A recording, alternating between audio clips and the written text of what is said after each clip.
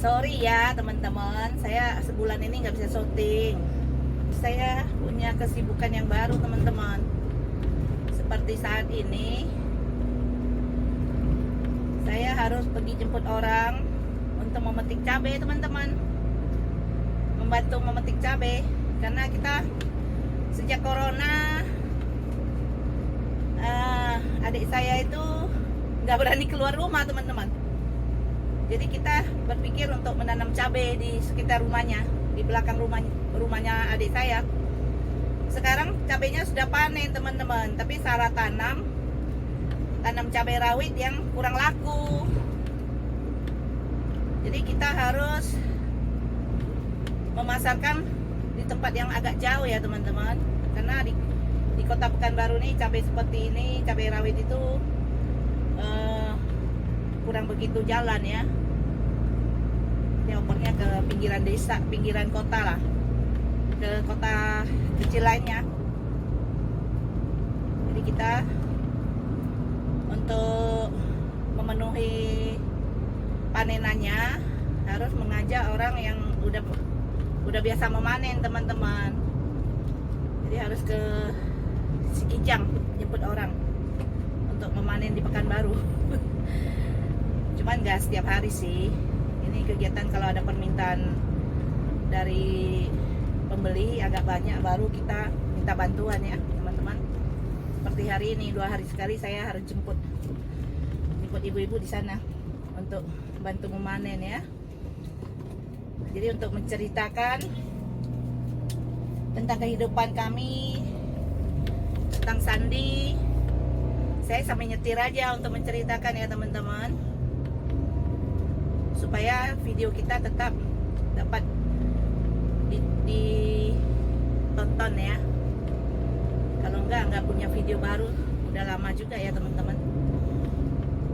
Hari begitu cepat berlalunya sampai saya lupa, sudah 1 bulan saya tidak membuat video baru ya. Maaf ya teman-teman, karena keterbatasan waktu saya untuk syuting.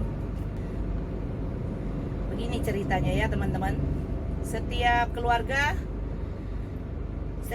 membentuk satu keluarga berawal dari perjodohan sepasang suami istri ya kan teman-teman. Jadi saya cerita tentang awal perjodohan aja deh, karena saya menikahnya juga dijodohkan, bukan saya cari sendiri suami saya ini ya teman-teman, karena berkat dijodohkan. Karena dulu saya nggak kepingin menikah ya teman-teman. Saya tidak ingin menikah. Bukan tak ada yang suka sama saya, ada juga. Cuman karena saya tidak pengen menikah, saya tidak terima yang menyukai saya. Karena dulu waktu saya hidup di kampung, di daerah, saya hidupnya di daerah Siak Kecil sana lah. Kalau di sini bilangnya Siak Kecil ya. Kehidupan rumah tangga orang-orang itu ya selalu kurang harmonis teman-teman. Tidak sesuai dengan pikiran yang saya inginkan. Jadi saya melihat kehidupan orang-orang itu menjadikan saya itu takut untuk menikah teman-teman. Karena saya melihat setiap perempuan yang berkeluarga itu hidupnya tidak senang. Selalu hidupnya seperti terbelenggu gitu ya teman-teman. Terbelenggu dalam rumah tangganya sendiri. Tiap hari kegiatan mereka hanya tidak jauh dari dapur, sumur, dan kasur. Bangun pagi urus keluarga. Setiap hari teman-teman saya melihat begitu. Terus suami pun tidak tahu diri juga. Kadang-kadang masih suka main perempuan, suka berjudi, suka mabuk. Itu tidak semua sih teman-teman, ada yang keluarga baik-baik, tapi kan kebanyakan gitu yang saya lihat. Saya takut untuk menikah dulunya. Kadang-kadang rumput aja bisa bergoyang teman-teman. Waktu saya kecil saya suka melihatnya. Karena di sana pun banyak pelacuran yang berkedok sebagai ronggeng ya, yang suka nari-nari itu. Nah nanti kalau ada ronggeng itu warga desa itu yang laki-laki suka ikut serta joget-joget, minum-minum, itulah main perempuan kayak gitu. Sepertinya kehidupan mereka itu sudah terbiasa, udah biasa lah gitu, udah biasa. Jadi saya melihat begitu, saya jadi tidak ingin menikah teman-teman. Saya pikir kalau saya menikah pun mungkin kehidupan saya mungkin seperti mereka juga kayak gitu. Tapi lain lagi dengan orang tua saya. Karena kalau di kampung ini kan, anak kalau udah dewasa kalau nggak menikah orang tuanya malu teman-teman. Karena di rumahnya punya PT, punya perawan tua katanya, takut diejek orang, takut diomongin orang, anaknya tidak laku. Begitulah teman-teman ya. Jadinya saat saya umur 16 tahun sebetulnya saya sudah dilamar teman-teman, sudah dijodohkan. Cuman waktu itu saya kan masih terlalu kecil ya teman-teman. Saya pikir saya masih pengen membantu orang tua, saya tidak kepengen menikah. Tapi tidak salahnya saya melihat keluarga yang berniat melamar saya itu, mau jodohkan saya itu. Saya ke sana ke rumahnya. Dia orang Dumai. Wah, keluarganya itu berpendidikan semua, teman-teman. Dari yang besar sampai yang kecil. Mereka kalau tidak salah entah 7 entah 8 bersaudara lah. Semuanya pernah mengenyam pendidikan kuliah gitu, pendidikan tinggi. Sedangkan saya SD aja tidak tamat teman-teman, saya cuma sampai kelas 3 SD.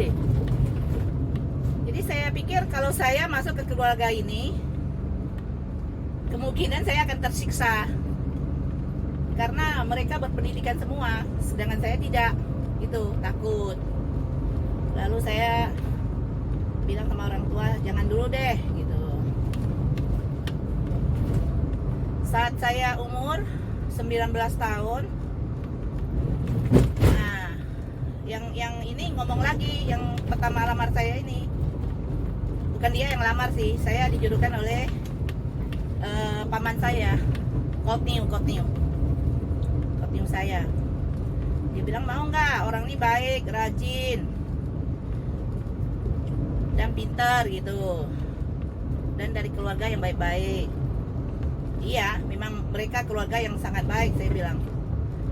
Mama bapaknya juga orang yang pandai, pintar, berpendidikan.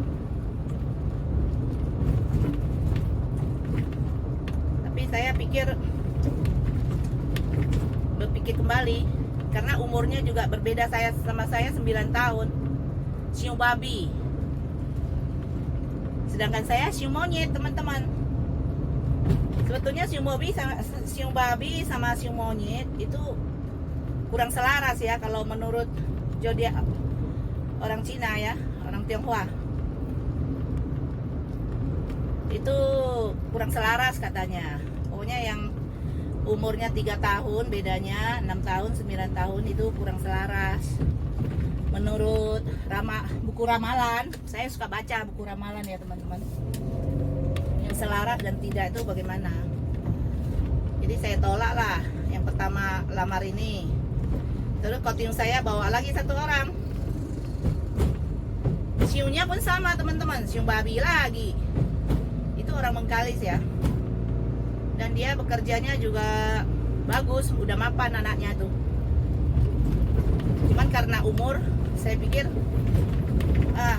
tidak mau karena siunya sama juga, beda 9 tahun, saya takut kurang selaras. Anaknya juga berpendidikan juga, cukup berpendidikan lah, sepertinya tamat SMA gitulah.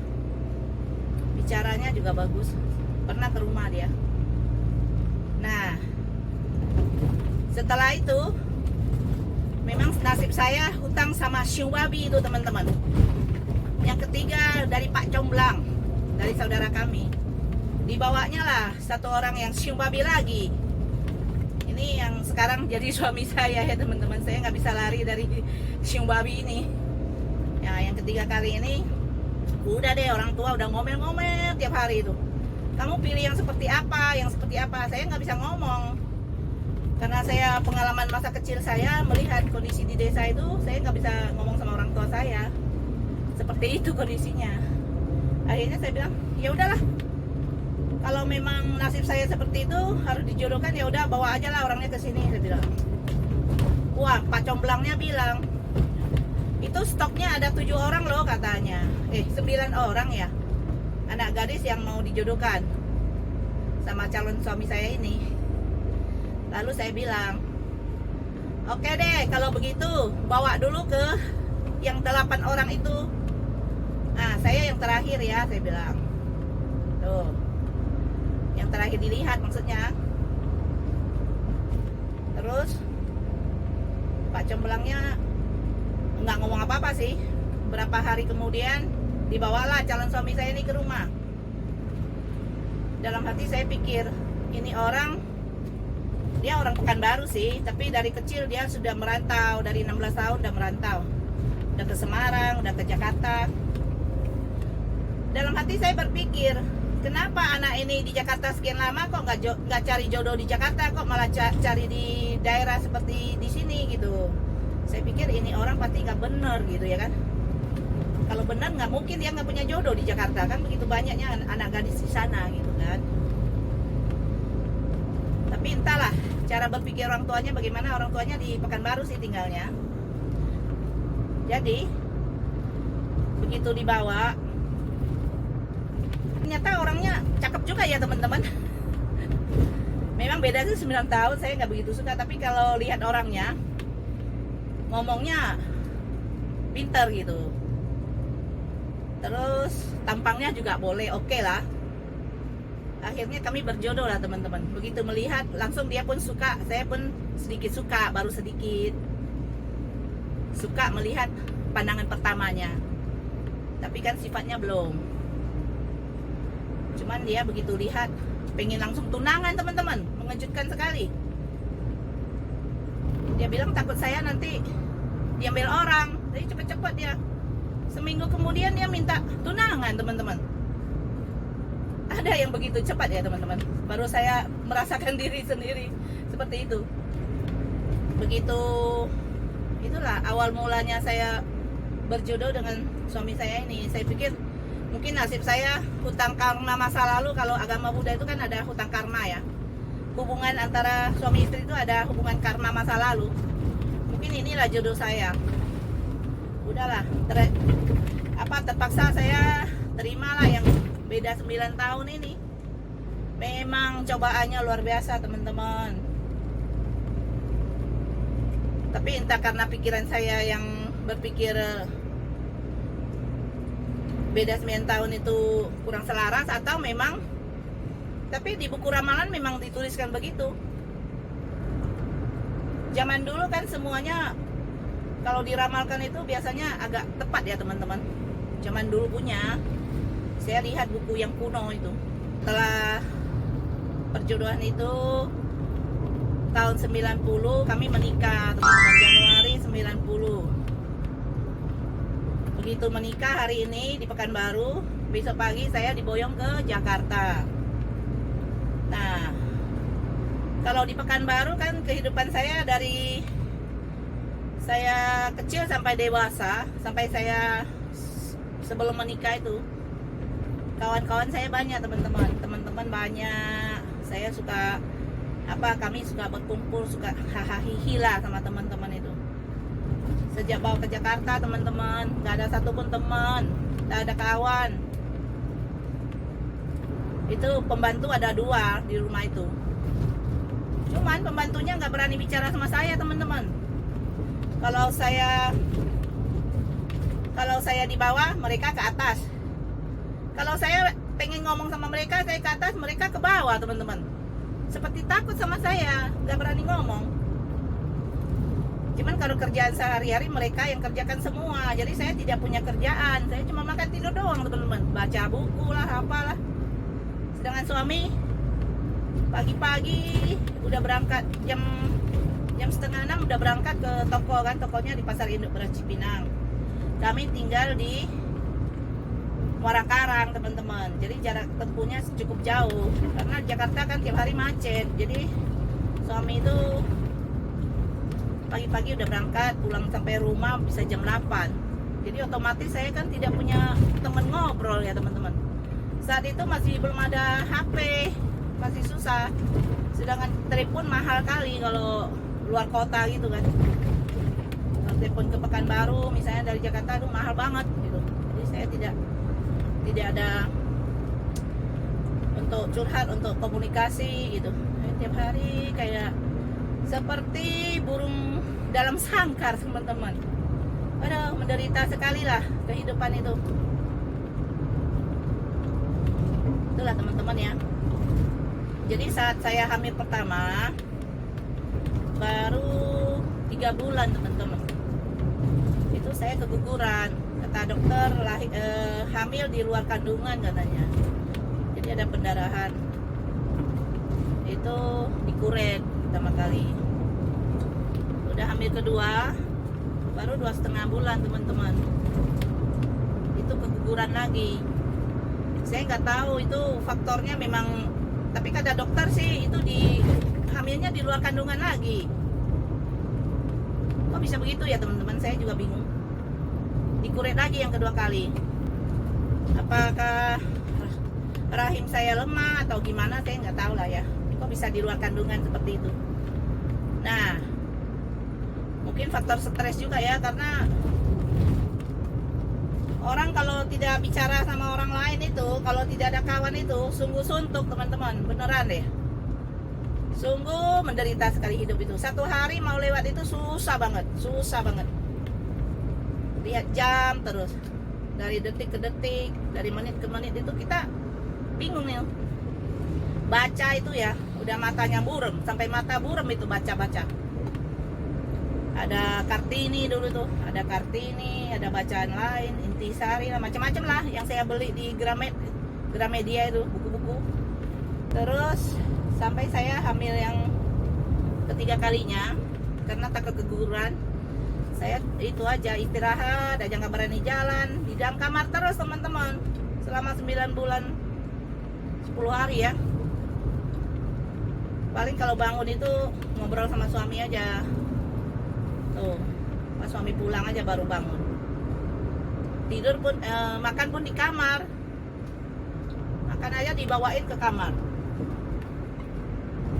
Nah, yang ketiga kali inilah kehamilan saya yang melahirkan Sandi. Nah, begitu Sandi lahir jam 6 pagi ya teman-teman. Jam 6 pagi dia lahir tanggal 21 Agustus tahun 91. Sandi lahir jam 6 pagi. Saat itu saya masih tinggal di Muara Karang. Jadi kita ke rumah sakit ibu dan anak, Mutiara Ibu namanya. Saya ditangani oleh dokter Yani Tugiono. Jadi anak itu begitu lahir oleh dokter langsung dikasih ke dokter anak, namanya dokter Rahmat awalnya. Jadi dokter Rahmat ini begitu lihat anak saya, kan nggak nangis anaknya kan, ditenteng teman-teman, kakinya diangkat ke atas, kepalanya di bawah. Wah, saya marah-marah seperti itu. Saya nggak pernah lihat anak saya kalau ditenteng seperti ayam gitu kan. Rupanya dokter itu udah ahli gitu, lihat anak ini ada kelainan, langsung itu supaya nangis gitu kan. Begitu udah diperiksa, dokter bilang anak ini ada kelainan bu. Saya marah-marah sama dokternya, kelainannya di mana dok? Orang lengkap semua kok. Saya pikir kalau kelainan itu, cacat itu badannya itu ada ada beda gitu loh teman-teman. Ternyata anak saya enggak, semuanya lengkap itu. Rupanya anak saya itu ada kelainan kromosom kata dokter kan. Waktu itu saya belum paham kromosom itu apa. Saya nggak tahu, keterbelakangan mental gitu loh. Jadi Jadi saya nggak puas sama dokter ini. Saya bilang sama dokter Yani, saya bilang, dok, tolonglah ganti dokter yang lain lah dok. Saya bilang, saya nggak senang sama dokter ini, kasar kali dokternya, saya bilang. Jadi saya pun tidak puas. Saya ganti dokter yang namanya dokter Sujana, dokter anak juga. Dokter ini kalem, orangnya ngomongnya pelan-pelan. Dan beliau juga ngomong, anak ini ada kelainan bu, ibu harus lapang dada lah. Karena anak ini memang iya mengidap Down syndrome katanya. Down syndrome ya. Atau zaman itu katanya mongoloid ya, seperti orang Mongol. Hidungnya pesek, mulutnya, lidahnya agak besar gitu, rongga mulutnya agak runcing. Terus jarinya itu agak pendek, agak besar, agak tebal. Telapak tangannya ini kasar, teman-teman. Itu ciri-ciri mereka, kata dokter. Jadi sejak ada kata dokter Sujana ini kan, saya sedikit bisa menerima lah. Memang kalau nasib sudah seperti itu, bagaimana lagi kan? Kita harus terima apa adanya lah. Memang nangis banget teman-teman, shock banget. Tuh. Sejak itulah mulai saya berjuang untuk mencari tahu, ikut seminar ke dokter spesial, bagaimana menangani anak seperti ini gitu kan. Memang susah sih teman-teman. Kita itu jarak tempuh di Jakarta itu bukan dekat, semua jauh, semua kena macet. Udah waktu, tenaga, uang lagi. Uangnya mengalir seperti air teman-teman. Setiap konsultasi, seminar, semuanya pakai uang. Yang cari satu orang, yang buang satu keluarga ya kan. Itulah teman-teman ya. Jadi dari dokter spesialis anak itu menganjurkan anak ini harus diterapi setiap hari teman-teman. Dari kecil itu harus diterapi. Udah itu anak ini pun sejak lahir tuh sakit-sakitan, batuk, pilek, panas, mencret. Itulah penyakitnya. Awalnya mungkin juga ada faktor yang saya lupa waktu itu. Karena anak pertama, kita masuk ke rumah sakit waktu ketuban sudah pecah ya teman-teman. Sama bidannya suruh tunggu dulu, jangan dilahirkan dulu bu katanya. Tunggu dokternya datang. Waduh, kita pun bodoh kali waktu itu, dengerin juga.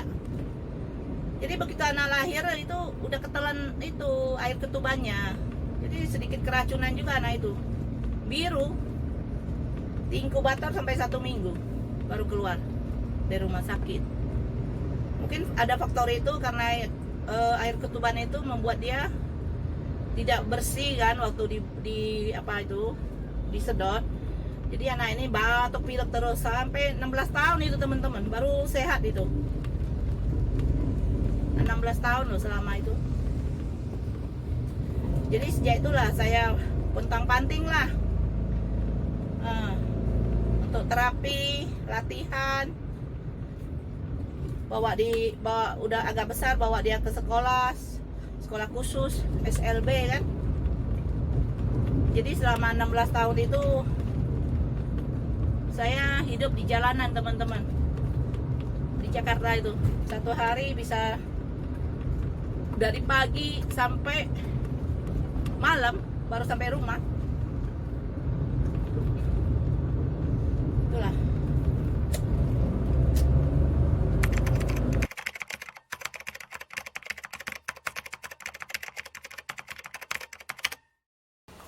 Halo teman-teman, jumpa lagi dengan kami, Mama dan Sandi. Nih ya teman-teman, ikutin kami terus. Jangan bosan-bosan memberikan kritik yang membangun dan memberikan masukan yang mudah-mudahan kami bisa memperbaikinya ya kalau ada kesalahan ya teman-teman. Ya kok? Ini lihatnya jangan begitu dong, senyum sedikit. Dukung kami terus teman-teman. Sampai ketemu lagi. Makasih teman-teman atas dukungannya.